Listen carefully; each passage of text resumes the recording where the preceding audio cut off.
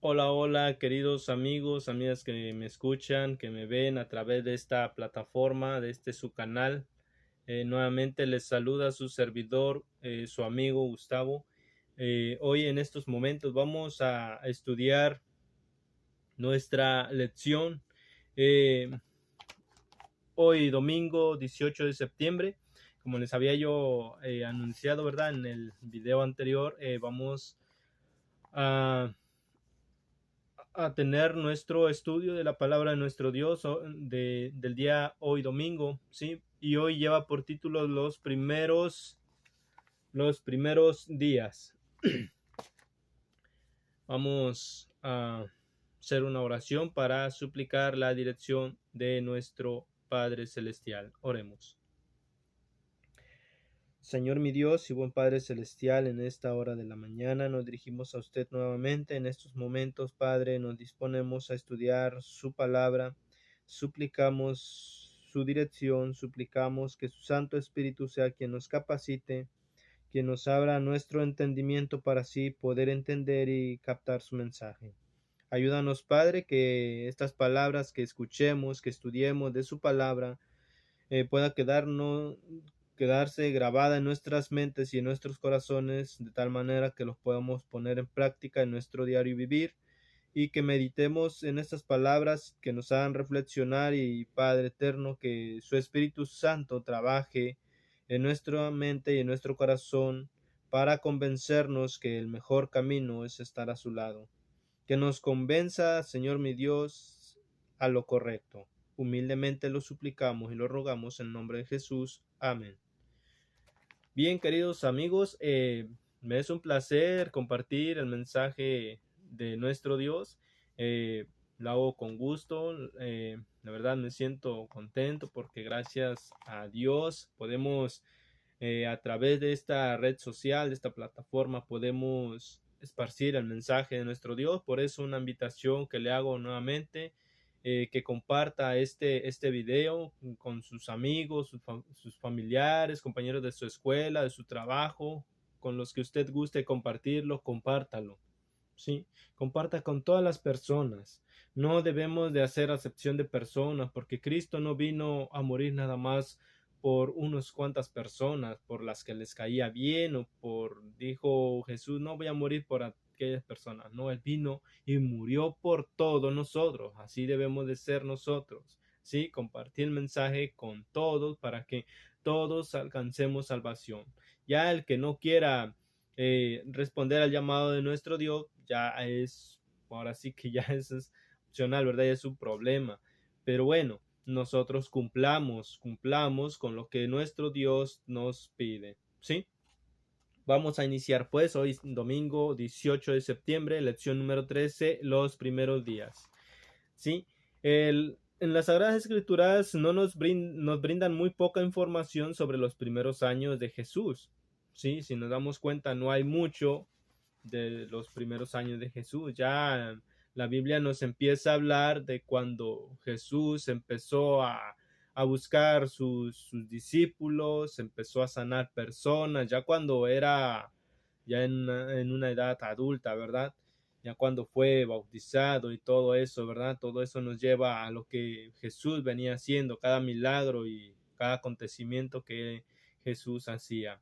Pero en su niñez, es muy poco lo que nos habla la palabra de Dios. Pero vamos a ver algunos versículos, ¿sí? Vamos a ver ahí en el libro de Lucas, capítulo 2. Vamos al libro de Lucas. Si tiene su Biblia ahí, si no lo tiene a la mano, vaya, póngale pausa a este video, vaya por su Biblia para que juntos estudiemos la palabra de nuestro Dios. Dice así en Lucas capítulo 2, versículo 7. Dice: y dio a luz a su hijo primogénito, y lo envolvió en pañales, y lo acostó en un pesebre, porque no había lugar para ellos en el mesón. Aquí está hablando, y dio a luz María, ¿sí?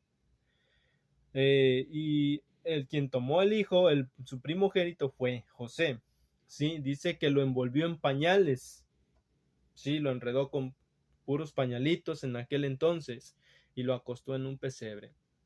Queridos amigos, les hago una pregunta. ¿Usted conoce un pesebre? ¿Sabe qué es un pesebre realmente? Bueno, porque tenemos ahorita la noción de que en un pesebre pues está ahí el niño Dios, ¿verdad? Como muchos de las personas tienen sus tradiciones, sí, que los adornan y todo eso, y ahí conocemos que es un pesebre. Pero realmente un pesebre, querido amigo, amiga que me escuchas, es donde ahí el pasto, el zacate, como lo conozca, el alimento de los animales, del ganado, ¿sí? Ahí ha de cuenta que es como un comedero donde comían, donde comen los animalitos, por ejemplo, las ovejas, borregos, chivos, vacas, en aquel entonces, ese era como un comedero para los animales. Ese es un pesebre, ¿sí? Un recipiente grande, ¿sí? Como un comedor para los animales. Vemos, queridos amigos, en dónde nació nuestro Señor y Salvador. Ahí en ese lugar vino a nacer, ¿sí? Cuando uno de nosotros a veces buscamos a un doctor particular cuando ya van a nacer nuestro bebé o cuando nosotros nacimos. Quizás a algunos nos tocó nacer en nuestra casa también. Éramos pobres en el pasado. Nuestro Señor Jesucristo vino siendo un Dios, ¿sí? Vino a nacer en un lugar de pobreza, ¿sí? No vino a nacer en un lugar cómodo, en el mejor hotel, en el mejor hospital. No, querido amigo. Jesús vino, desde ahí vino a sufrir, desde el momento en que nació. Vayamos ahora al libro, perdón, ahí mismo, ahora en el versículo 22 y al 24 dice, y cuando se cumplieron los días de la purificación de ellos, conforme a la ley de Moisés, le trajeron a Jerusalén para presentarle al Señor. Le llevaron a la sinagoga para presentarlo delante de Dios. Dice el 23, como está escrito en la ley del Señor, todo varón que abriere la matriz será llamado santo al Señor. 24. Y para ofrecer conforme a lo que dice en la ley del Señor un par de tórtolas o 2 palominos. Eso era lo que ellos pudieron llevar, porque si vamos al libro de Levítico capítulo 12, ahí nos dice realmente lo que uno tenía que llevar como ofrenda, ¿sí? Como sacrificio para la purificación de la mamá, ¿verdad? Dice allí en Levítico capítulo 12, versículos 6 al 8, dice, cuando los días de su purificación fueren cumplidos por hijo o por hija, traerá un cordero de un año para holocausto y un palomino o una tórtola para expiación a la puerta del tabernáculo de reunión. Ahí vemos que tenían que llevar un cordero de un año para holocausto, ¿sí? Lo tenían que llevar al sacerdote. Versículo 7.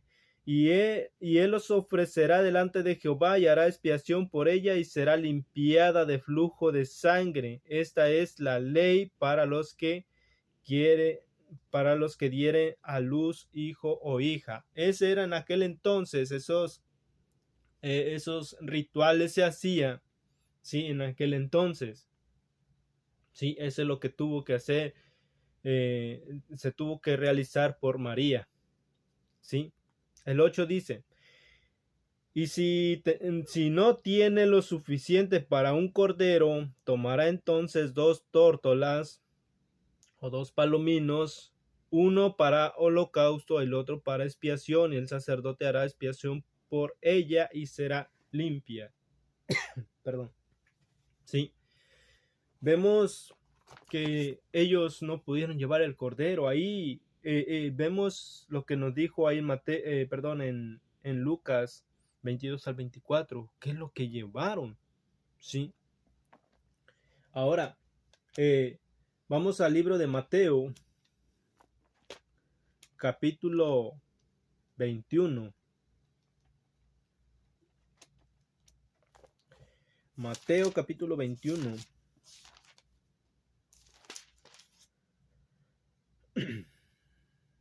Ahí vemos, perdón, estoy mal, queridos amigos. Es Mateo capítulo 2.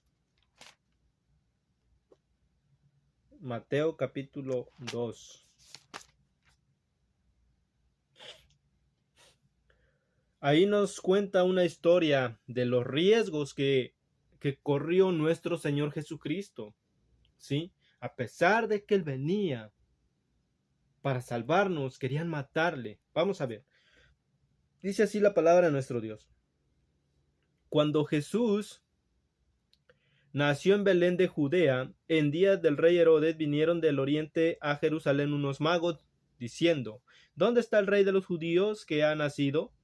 Porque su estrella hemos visto en el oriente y venimos a adorarle. Oyendo esto, el rey Herodes se turbó y toda Jerusalén con él. Y convocados todos los principales sacerdotes y los escribas del pueblo, les preguntó a dónde había de nacer el Cristo. Ellos le dijeron en Belén de Judea, porque así está escrito por el profeta. El profeta decía, y tú Belén de la tierra de Judea, no eres la más pequeña entre los príncipes de Judá, porque de ti saldrá un guiador que apacentará a mi pueblo de Israel. Aquí entonces, dice el 7, entonces Herodes, llamando en secreto a los magos, indagó de ellos diligentemente el tiempo de la aparición de la estrella. Enviándolos a Belén, dijo, id allá y averiguad con diligencia acerca del niño, y cuando halléis, hacedmelo saber para que yo también vaya y le adore. Ellos, habiendo oído al rey, se fueron, y he aquí la estrella que habían visto en el oriente iba delante de ellos hasta que, llegando, se detuvo sobre donde estaba el niño. Y al ver la estrella se regocijaron con muy grande gozo. ¿Sí? Y al entrar en la casa vieron al niño con su madre María, y postrándose lo adoraron, y abriendo sus tesoros le ofrecieron presentes de oro, incienso, mirra. Pero siendo avisados por revelación en sueños que no volviesen a Herodes, regresaron a su tierra por otro camino. Después que partieron ellos, he aquí un ángel del Señor apareció en sueños a José y dijo, levántate, toma al niño y a su madre y huye a Egipto y permanece allá hasta que yo te diga, porque acontecerá que Herodes buscará al niño para matarlo. Vemos aquí, queridos amigos, Herodes, el rey Herodes, quería acabar con la vida de Jesús. Sí, vemos qué peligro estaba corriendo, qué sufrimientos estaba pasando nuestro Señor Jesucristo aún cuando era solo un bebé. Sigue diciendo el 14, dice, y él despertando tomó de noche al niño y a su madre y se fue a Egipto, y estuvo allí hasta la muerte de Herodes, para que se cumpliese lo que dijo el Señor por medio del profeta, cuando dijo, de Egipto llamé a mi hijo.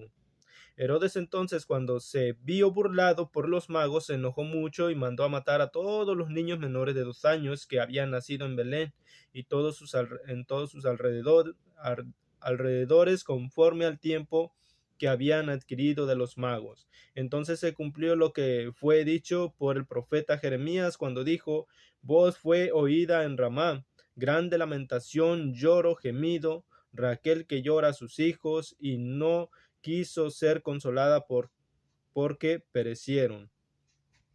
Pero después de muerto Herodes, he aquí un ángel del Señor apareció en sueños a José en Egipto, diciendo, levántate, toma al niño y a su madre, y vete a tierra de Israel, porque han muerto los que procuraban la muerte del niño.